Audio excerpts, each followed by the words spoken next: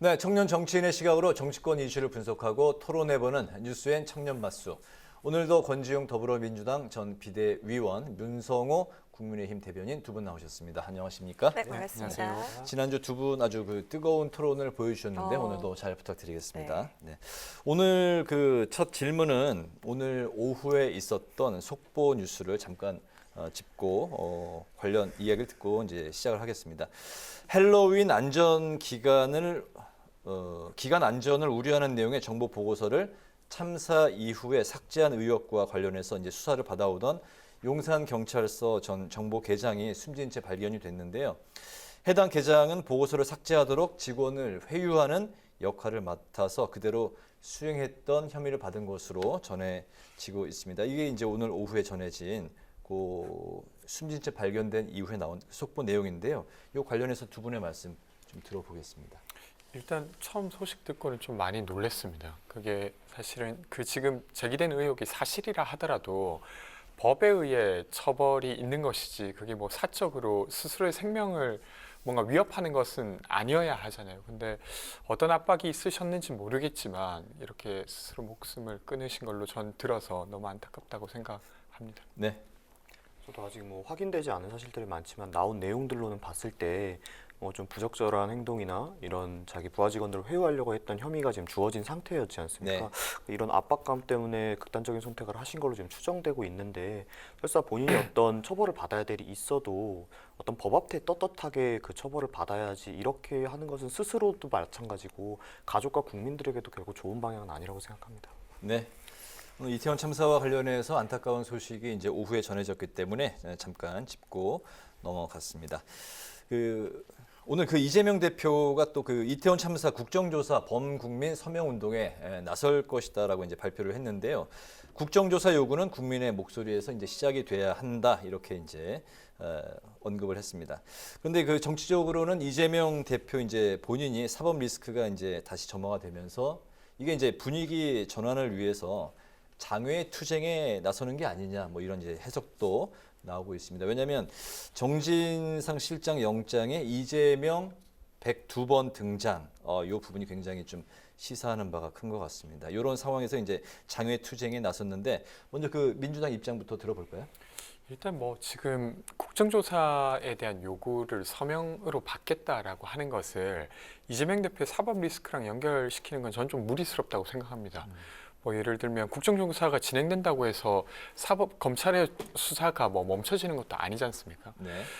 근데 사실은 이 국정조사와 관련된 논의가 더 범국민적 어떤 운동으로 확장되게 만드는 것은 여당과 윤석열 대통령의 태도인 것 같아요. 그러니까 저희가 다른 사안이 아니라 길을 걷다가 150명이 갑자기 죽은 사건입니다. 그리고 국가의 시스템이 작동했다면 아마도 막았을 거라고 예견되는 상황인데도 불구하고 경찰의 수사로 할 수 있는 게 있죠. 그러니까 형사처벌의 대상이 되는가 아닌가, 누가 그 대상인가는 경찰의 조사를 통해서 해야 되지만 행정적으로 아니면 정치적으로 국가 작용이 적절했는가는 사실은 경찰의 수사만으로 저는 불가능하다고 봅니다. 그런 면에서 국정조사가 필요하다고 이야기하는 건데 이걸 계속 거부하는 듯한 모습을 보이고 있어요. 물론 국정조사가 만병통치약은 또 아닌 걸 알고 있습니다. 근데 그럼에도 불구하고 이번 참사에 국정조사를 안 한다고 하면 저는 도대체 국회가 국정조사라고 하는 것을 언제 쓸 건가 싶을 만큼 아주 큰 사안이라고 생각해요. 그래서 지금 그렇게 이제 정치적으로 연결하기보다는 실질적 진실 규명을 위해서 국정조사를 해야 된다라고 민주당 측에서는 이야기하고 있는 것입니다. 네. 말씀하신 바와 같이 이것이 어떤 이재명 대표의 사법 리스크하고 연관시킨다는 것은 좀 무리한 점이 있죠. 다만 이런 해석이 나오는 것은 지금 이재명 대표께서 어떤 지금 측근이 수사를 받고 있는 상황이지 않습니까? 여러 가지 혐의들이 드러나고 있고, 그런데 이것에 대해서 적극적으로 수사에 협조를 하거나 아니면 책임질 부분에 대해서는 나도 소명을 하겠다 이런 식이 아니라 야당을 탄압하기 위한 정치 공세다 이런 식으로 받아치시는 모습을 자꾸 보이시니까 어떤 다른 행동들마저도 결국 스스로에 대한 사법 리스크를 감추기 위해 그렇게 행동하는 것이 아니냐라고 말씀하시는 분들이 있는 것 같고요. 국정조사도 저도 한 가지 방법이라고 생각합니다. 아니라 다만 지금 국정조사를 요구하는 것은 조금 시기상조라고 생각을 하는 게 지금 어떤 민주당 측이나 야당 측에서 얘기하셨던 뭐 시스템이 제대로 돌아가지 않았던 비판할 만한 부분들 이런 부분들이 사실 지금 자체 수사를 통해서 밝혀지고 있는 거거든요. 그러니까 지금 충분히 수사가 진행이 어느 정도 돼가고 있는 것인데 국정조사라는 것은 그 수사 과정에서 뭔가가 제대로 이루어지지 않거나 밝혀져야 될 사실이 뭔가 은폐되거나 아니면 뭐 넘어가거나 이런 정황이 있을 때 이야기를 하셔야 되는데 오히려 거기에서 밝혀지는 일들을 가지고 정부를 비판하면서 그런데 그 조사 결과는 신뢰할 수 없다. 우리는 국정조사를 해야겠다라고 이야기하는 것은 좀 모순된 이야기라고 생각합니다. 요 국정조사 요구와 관련한 여론조사가 이제 최근에 발표된 사례를 보면 그 민주당 쪽에 좀 유리한 게 해석이 되는 그런 그 국정조사 요구에 대해서 국민 여론이 좀 높게 나오고 있거든요. 그 부분 그런 그 자신감으로 또 이렇게 장외투쟁에 나서는 게 아니고 요 질문은 네. 이제 권 비대위원만 이게 말씀해 그냥 보시죠. 제가 볼 때 뭐 여론조사를 돌려봤더니 좀 국정조사에 대한 여론이 높아서 이렇게 시작했다. 저는 이렇게 보진 않고 이 사안이 도대체 왜 일어났는지 너무 궁금하지 않습니까? 저는 너무 궁금합니다. 네. 그러니까 형사적으로 누가 처벌받아야 되는지를 넘어서 그 요소에 있는 책임자들이 어떤 결정을 언제 했는지 저는 명명백백하게 밝혀야 된다고 생각합니다. 만약에 그 4시간 동안 누군가라도 작동되어서 이 사태를 막을 수 있었다면 혹은 아니면 그 사건으로부터 3일 전에 용산서에서 보고서가 하나 올랐는데 그와 관련된 조치가 조금이라도 있었다면 혹은 아니면 용산구청장이 왜 관련된 대책회의에 한 번도 참여하지 않았는지 이런 것들이 너무 궁금한 사항인데 이것과 관련된 걸 어떻게 경찰이 다 밝힙니까? 경찰은 강제력이 있는 수사 권한이 있습니다. 그로써 형사적으로 무언가 문제를 확인하고 처벌과 관련된 심판과 관련된 것을 제한할 수 있죠. 근데 그것을 넘어서 정치적으로 어떻게 되었는지는 사실은 국정조사라고 하는 우리가 가지고 있는 기능이 있습니다. 그것을 안 쓸 이유가 없는 것이죠. 저는 국정조사뿐만 아니라 뭐라도 이 진실을 밝히기 위해서 할 수 있는 게 있다면 저는 해야 된다고 생각하고 이것을 뭉개려고 하는 순간 저는 국민의힘이 되려 불필요한 논란에 휩싸일 거라고 생각합니다. 그래서 이것과 관련돼서 더 이상 논란을 만들지 않는 게 국민의힘에게 더 좋다는 생각입니다. 네. 네, 좀 여당은 국정조사 반대 입장을 고수하고 있는데요. 사실 참사 이후의 악재들은 오히려 정부 쪽에서 터지고 있는 것 같습니다. 한덕수 총리의 그 외신 회견 논란도 있었고요. 이상민 장관 발언 그리고 또 최근에 웃기고 있는 그 메모도 또 논란이 됐었고 또 MBC 전용기 배제 논란까지 더해지면서 계속해서 정부발 악재가 터지고 있는데 자, 이 부분은 어떻게 보시나요? 이 MBC 전용기 배제 논란 관련해서 저도 좀 관련 글들 주의 깊게 읽어봤는데 이게 지금 뭐 대통령실 측에서 주장하는 부분들이 일정 부분 맞는 부분이 있다라고 해도 저는 이런 식으로 언론을 대응하는 것은 조금 부적절하다고 생각을 합니다. 언론의 자유라는 것은 사실 그 자유가 정말 고결하고 모두가 다 그걸 도덕적이게 지키기 때문에 그것을 우리가 꼭 지켜야 하는 것이 아니라 설사 그 과정에서 그 자유를 이용해서 조금 나쁜 짓을 하더라도 그 자체를 없애는 게 더 큰 우리 사회에게 해를 끼치기 때문에 지켜져야 되는 것이거든요.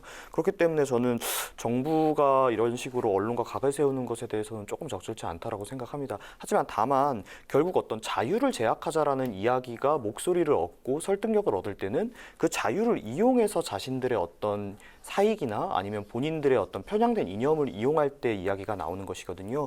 그러니까 MBC 측에서도 기존의 어떤 허위 사실이나 어떤 이런 거에 대한 논란이 몇 번 있지 않습니까? 편향되게 보도를 한다라는 이야기들이 나오고 거기에 대한 논란이 쟁점화된 적이 있지 않습니까? 그러니까 이런 부분에 대해서 자성의 목소리와 함께 언론의 자유에 대해서 이야기를 해주셨다면 더 많은 국민들께서 설득력을 느꼈을 거라고 저는 생각합니다. 네. 네. 전 너무 황당한 일이어가지고 깜짝 놀랐는데 네. 그러니까 일단은 그 MBC가 편파적이라고 판단한 근거가 그 바이든과 날리면과 관련된 그거였지 않습니까? 네. 근데 MBC만 만약에 그렇게 보도했고 자막을 넣어서 그래서 MBC만 징계성 조치를 한다라고 하면 조금 이해라도 될까요? 근데 그게 아니라 140여 개가 넘는 언론사가 바이든이라고 자막을 넣어서 보도했습니다. 그러면 지금 국민의힘의 주장에 의하면 가짜뉴스를 140여 개의 언론사가 유포한 것이에요. 그러면 거기에 대해서도 응당히 같은 조치가 필요한데 그것이 아니라 MBC만 지금 타겟화하고 있는 게 좀 의아하고요. 근데 이제 국익 이야기를 하시는데 그 도대체 국익이 뭔지 정말 궁금합니다. 그러니까 윤석열 대통령의 체면? 그것이 국익이라면 MBC가 국익을 침해한 게 맞죠. 근데 그것이 아니라 대통령이 부적절한 말을 했다는 걸 알리는 게 저는 되려 국익이라고 생각하는데 이번 조치는 국익의 어떤 그러니까 자유, 그러니까 언론의 자유와 관련된 것을 침해함으로써 되려 국익을 침해한 것이라고 저는 생각돼요. 그래서 저는 뭐 더 말 아니어도 될 만큼 부적절한 이야기, 부적절한 행위였다고 생각합니다. 네, 알겠습니다. 그 오는 14일 그러니까 이제 다음 주 월요일이 될 텐데요. 주호영 원내대표가 국정조사에 대한 국민의힘 당내 의견을 이제 수렴한다고 하는데요.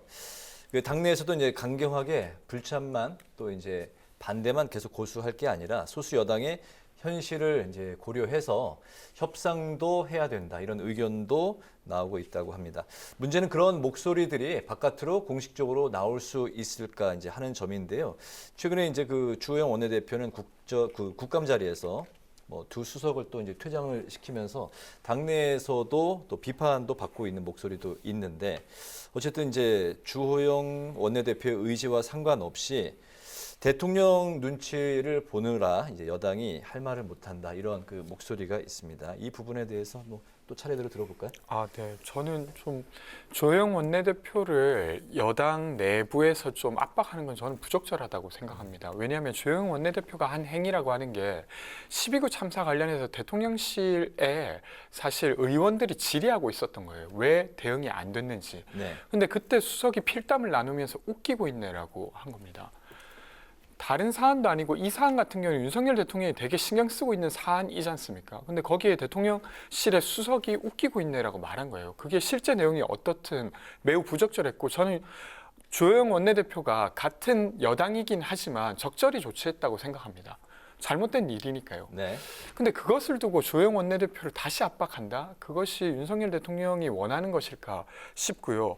저는 지금 이 국정조사 관련해서 조영 원내대표가 사실은 협의할 여지가 있는 것처럼 발언한 바 있습니다. 저는 바람직한 일이라고 생각합니다. 왜 그러냐면 지금 어쨌건 여당이 반대한다 하더라도 기본소득당, 정의당, 민주당이 다 이것을 하겠다고 하고 있고 밖에 있는 시민사회에서도 이것과 관련된 운동 그리고 조계종에서는 오체투지를 시작했어요. 그러니까 이게 그냥 단순히 민주당이 정치적으로 한다라고 말을 하는 것을 훨씬 더 넘어선 운동으로 전개되고 있습니다. 이것을 굳이 이렇게 둘 이유가 있을까 하는 생각입니다. 네. 저는 어떤 뭐 대통령의 눈치를 보기 때문에 여당에서 뭐 목소리가 나오지 못한다. 여기에는 전혀 동의할 수가 없는 게 저만 해도 사실은 어떤 대통령실에서 나오는 의사는 대변인임에도 불구하고 어느 정도 제 생각을 자유롭게 이야기할 수 있도록 보장을 받고 있습니다. 그런 거에 대해서는 저희 당에서 충분히 보장이 되어 있는데 어떤 목소리가 나오지 않으니까 내부에 압박이 있을 것이다. 이렇게 판단하시는 거는 저는 보장은 조금 돼 안타깝다라고 생각하고요. 현실적으로 네. 그게 가능하겠느냐? 네. 자유롭게 발언하는 부분들이. 저는 충분히 가능하다고 생각합니다. 네. 예, 그러니까 저희 당이 그렇지는 않는데 이번에 뭐 나중에 이제 뭐 민주당 이야기가 나오겠지만 이번에 또 이재명 대표 측 측근 측으로 또 인사가 좀 교체된 네. 부분이 있지 않습니까? 이런 네. 것처럼 그런 식으로 단행되는 민주당 분들이 보시기에는 말이 안 나오면 저기가 압박을 하는구나 이렇게 느끼실 수 있는데 저희는 그런 거는 상상도 못할 일입니다. 상상을 못할 네. 정도입니다. 애초에 제가 말하는 거 보면 정부의 어떤 네. 대통령의 뜻, 대통령실의 의사하고는 다른 얘기도 많이 하지 않습니까? 대변인을 달고 있음에도 네. 그 정도가 보장이 되는 정당입니다. 네. 뭐 하실 말씀 있으신가요? 저는 다른 생각인데 예를 들면 바이든 날리면 이것도 그냥 저는 들리는 대로 들으면 바이든으로 들리거든요. 근데 아무도 그 말을 못해요. 저는 그날 방송에 나와서 처음에 들었을 때 바이든이라고 들렸는데 네. 내일 네. 들으니까 또 납두면으로 들리더라고요. 근데 이렇게 공천과 얘기하죠. 관련된 분들은 네. 전혀 그런 말을 못 할 것 그렇습니까? 같아요. 지금도 뭐 그냥 얼버무리고 있고 뭐 음향학자들도 제대로 해석하지 못한다 이런 정도로 말하지 바이든으로 안 들린다는 또 말은 또 못해요. 그러니까 그런 걸 봤을 때 얼마나 사실 입막음 당하고 있냐 싶어요. 저는 그게 상상을 초월할 만큼 듣는 것을 듣는다고 말도 못하는 정도가 된 것이죠. 안타깝습니다. 네네, 알겠습니다. 아까 말씀하신 것처럼 그 민주당의 싱크탱크인 민주연구원 노웅래 원장이 사의를 표명을 했습니다. 이제 민주연구원 모두 친명계로 채워질 텐데요. 사실 노웅래 원장이 지난 지방선거 패배 원인이 이재명 대표다 이렇게 지목을 했었고 최근에 이태원 참사 직후에 구설에 올랐던 남영희 부원장에 대한 해체 의사를 밝히기도 했는데 받아들여지지 않았죠. 자, 앞으로 그렇게 되면은 이제 이 비명계가 좀 다른 목소리를 내는 게 좀 어려워지지 않을까 이런 생각이 듭니다. 그러니까 초창기 때부터 이야기가 많이 나왔던 건데 이번에 이제 이재명 대표가 당대표로 당선된 것이 굉장히 뭐 우리가 다 예상했던 일이지만 동시에 이례적이었던 것이 보통 선거 패배를 겪은 대표가 바로 그렇게 당선되는 경우가 잘 없어요. 스스로가 보통 사양하라고 나오지 않으시는 경우도 많고요. 근데 그럼에도 이런 압도적인 지지를 받고 당선이 되셨다는 것 자체가 지금 결국 그 당시 국민 선거에서 패배했다는 거는 어쨌든 간에 민주당에 대한 국민의 지지가 떠났다는 이야기인데 그럼에도 불구하고 그런 어떤 결정을 했던 대표가 그대로 다시 또 당선이 된다는 것 자체가 민주당의 어떤 일반 국민 대중의 간성과 좀 멀어지는 부분이 있고 그것이 결국 멀어지는 부분이 결국 이재명 한 사람을 위해서만 모이고 있는 것이 아닌가 이런 비판이 나올 수밖에 없는 것 같습니다. 네, 민주당도 마찬가지로 뭐 총선의 그 공천권을 생각한다면 뭐 또 반 이재명계에 대한 그런 목소리를 또 내기가 또 그 현실적으로 어려운 부분도 있지 않을까요? 어떻습니까? 그렇죠. 되게 압박을 받는 경우가 많고 저도 뭐 좀 다른 의견을 냈다가 뭐 네. 여러 댓글을 통해서 또 혼나기도 하고 뭐 네. 이런 게 있죠. 근데 이제 이 민주연구원 원장에 대한 인사 사의 관련해서는 뭐 최근에 어떤 논란이 된 남영희 부원장과 관련된 논의거나 아니면 이재명 대표와의 어떤 각 때문에라기보다 사실은 대표가 바뀌면 보통은 이제 주요 보직들의 인사가 좀 인사를 비워주고 새로 채우는 관례가 있었습니다. 그래서 저는 제가 알고 있기로는 그 전부터 시기를 좀 조정했던 걸로 알고 있고요. 되려 이제 새로운 인사를 누구로 채울 거냐가 중요한데 사실 과거에 여의도 연구원 같은 경우는 되게 어떤 신뢰받는 조직이었습니다. 그러니까 정파적으로 판단한다기보다 정말로 한국 사회를 잘 진단한다고 여겨지기도 했었죠. 그런 것처럼 이 민주당의 민주형 무원도 사실 어떤 정파적 색보다는 정말로 한국 사회를 정확하게 진단할 수 있는 어떤 인사가 들어오면 더 좋겠다는 생각은 듭니다. 네. 국회 예결위에서는 내년 예산안 논의가 이제 진행이 되고 있는데 오늘 여야가 맞선 사안은 경찰국 예산입니다. 이제 지난 며칠 전에 열렸던 행안위 예결심사 소위에서 민주당은 올해 신설된 행안부 산하의 경찰국 관련 예산 6억 300만 원 전액 삭감을 단독 처리를 했고 또 정부가 전액 삭감한 지역 화폐 예산 7,050억 원은 단독 처리를 해서 다시 또 살려냈습니다. 어제 저희 기자 대기자 시간에 최병묵 이제 해설위원이 한 줄 논평으로 지난 윤석열 대통령이 6개월간의 한 줄 논평을 이제 다수 야당을 체감한 6개월이었다 이렇게 한 줄 논평을 했습니다. 어쨌든 그 민주당이 이제 다수이기 때문에 이제 이런 현상이 단독 처리하고 이제 하는 그런 일들이 이제 나타나고 있는데 이 사안에 대한 민주당의 입장 그리고 이제 국민의힘 입장 차례대로 또 들어볼까요?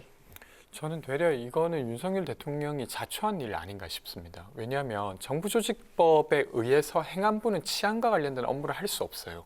그리고 법무부 역시 인사관리는 인사혁신처가 하도록 되어 있지 법무부 소관이 아닙니다. 근데 그럼에도 불구하고 무리스럽게 시행령을 만들어서 그러니까 지금 정부조직법상 할 수 없는 일을 하게 만들어 둔 거예요. 네. 그럼 만약에 이것을 꼭 하고자 했다면 정부조직법을 바꾸는 논의를 하고 거기서 어떤 협상을 통해서 무언가를 바꿔냈어야 됐는데 그 일을 하지 않고 시행령으로만 진행했으니까 당연히 민주당 입장에서는 법적 근거가 없는 조직에 예산을 편성하는 것 자체가 당연히 말이 안 되지 않습니까? 그러니까 되려 그 전에 치러야 될 협상의 어떤 갈등을 뒤로 미뤘다가 지금 이 같은 결과를 맞이한 거라고 일단 생각합니다. 네. 저는 이제 이 부분에 대해서 저번 방송에서도 검수완박 관련됐을 때 이야기가 나왔는데 결국 경찰국 신설이라는 게 검수완박으로 인해서 지금 생긴 어떤 행정 공백을 메꾸기 위해서 만들어진 것이거든요. 그러니까 저희는 그래서 그 법안 자체를 반대했었고 그렇지만 민주당에서 이제 통과를 시켰고 그렇지만 실제로 저희가 업무를 하기 위해서 필요한 부분들은 법안이 완비되어 있지 않았고 그래서 저희들이 실행령으로 부족한 부분을 메꿔서 진행을 하려고 하는 것인데 이것조차 못하게 하는 건 저희가 어떤 일도 하지 못하게 묶어놓겠다는 이야기거든요. 근데 제가 저번 방송에서도 말씀드렸다시피 결국 책임이라는 건 권한에서 나오는데 결국 권한이란 건 예산에서 나옵니다. 근데 이렇게 예산을 저희 쪽에 제대로 주지 않아서 권한을 쓸 수 없게 해놓은 다음에 책임은 나중에 문제 터졌을 때 다 여기가 져야 된다? 이런 식으로 민주당에서 몰아가는 건 저는 옳지 않다고 생각을 하고 민주당이 보시기에 부족한 점이 있을 수도 있습니다. 어떤 법령이라는 게 검수완박 법안 자체가 워낙 좀 들속으로 처리가 되다 보니까 부족한 점이 많아서 메꾸다 보니까 법적 해석 차이가 나는 부분이 있을 수 있습니다. 그렇다면은 최소한의 어떤 그럼 이 부분 우리가 부족해서 업무 시행을 못하는데 어떻게 할 수 있느냐 거기에 대한 대안을 좀 주시고 이야기를 해주시면 저희가 또 논의할 수 있는 부분이 될 거라고 생각을 하는데 이런 식으로 예산 전액 삭감 이런 식으로 진행하면 어떤 얘기가 더 나올 수 있고 어떤 논의가 진행될 수 있겠습니까? 좀 감해 주셨으면 하는 부분이 있습니다. 저는 뭐 1, 2년이 걸리더라도 만약에 정부조직법을 정부가 제안하고 거기 내에서 일부라도 경찰 관련한 걸 행안부에 두자. 그리고 혹은 아니면 인사 관련한 정보 정리를 법무부에 두자라고 이야기해서 결국 민주당이 일부는 그 양보하고 네. 일부를 이제 정부조직법에 반영해서 했다고 하면 아마 예산 안 깎았을 거라고 생각합니다. 그런 식의 협치가 민주주의의 서로 행정부가 입법부를, 입법부가 행정부를 견제하는 기본 원리인데 그것을 전혀 무시하고 이제 진행했던 것에 대한 후과가 지금 드러나는 것이죠. 네. 저는 조금 네. 달리 생각하는 게 네, 짧게 저희가 이제 부탁드리겠습니다. 검수완박 당시에 이 부분에 대해서 분명히 저희 당에서 이야기를 했습니다. 지금 이 법안대로 하면 지금 경찰국 신설에서 나오는 여러 가지 시행들로 지금 정리되고 있는 부분들이 업무적인 공백이 분명히 생긴다. 이 법안 생기면 어떡할 거냐. 근데 그때는 민주당 그런 거에 대해서 얘기하지 않으셨지 않습니까? 그럼 말씀하신 대로 그 부족한 부분에 대해서 이쪽에서 이렇게 하니까 우리가 통과는 시킬 네. 거지만 이 부분에 대해서는 뭐 우리가 하자. 법안에 넣어주셨으면 되는데 안 하시고 지금 와가지고 법대로 안 했으니까 이렇게 얘기하시는 거는 저희한테 좀 무리한 게 아닌가 네, 싶습니다. 알겠습니다. 네. 자, 이제 마지막 질문 드릴 건데 짧게 한번 들어보도록 하겠습니다. 지난 윤 대통령 해외 순방 때도 크고 작은 사건들이 참 많았는데 이번 순방도 시작부터 시끌시끌한데 자, 이번 순방 어떻게 전망하시는지 네, 들어보도록 하겠습니다. 일단 MBC 전용기 논란으로 네네. 다 덮어버린 것 같아요. 근데 이제 그 동남아시아 쪽에 사실은 경제 규모가 되게 적지 않습니다. 인구도 6억이 넘고요. 그래서 중국에 의존하고 있는 경제를 그 좀 분산하기 위한 어떤 조치로서 이번 순방이 의미가 있어야 된다고 생각하고요. 마지막으로는 이제 G20 정상회의에서 중국 주석을 만날 수 있는 기회가 있고 그리고 바이든 대통령을 만날 수도 있지 않습니까? 그러면 인플레 감축법 관련한 논의가 필요하지 않을까 싶습니다. 네. 뭐 준비를 많이 하셨을 거라고 생각을 합니다. 뭐 이번 MBC 관련 논란 때문에 저희도 뭐 시작부터 또 논란이 됐지만 저번 순방에서 사실 여러 가지 논란이 있었지 않습니까? 근데 그런 게 어떤 뭐 대단한 논란이라기보다는 있어서는 안 되는 작은 부분에서 자꾸 실수들이 일어났던 것이거든요. 이런 부분이 이번에 충분히 시정된 모습을 보여줘서 국민들께 신뢰를 찾을 수 있는 순방이 됐으면 좋겠습니다. 알겠습니다. 지금까지 권지웅 더불어민주당 전 비대위원, 문성호 국민의힘 대변인과 함께 이태원 참사 국정조사부터 MBC 탑승 배제 논란을 일으킨 대통령의 해외 순방까지 뜨거운 이슈들에 대해서 오늘 청년 맞수 같이 이야기를 나눠봤습니다. 오늘 말씀 잘 들었습니다. 고맙습니다. 고맙습니다. 고맙습니다.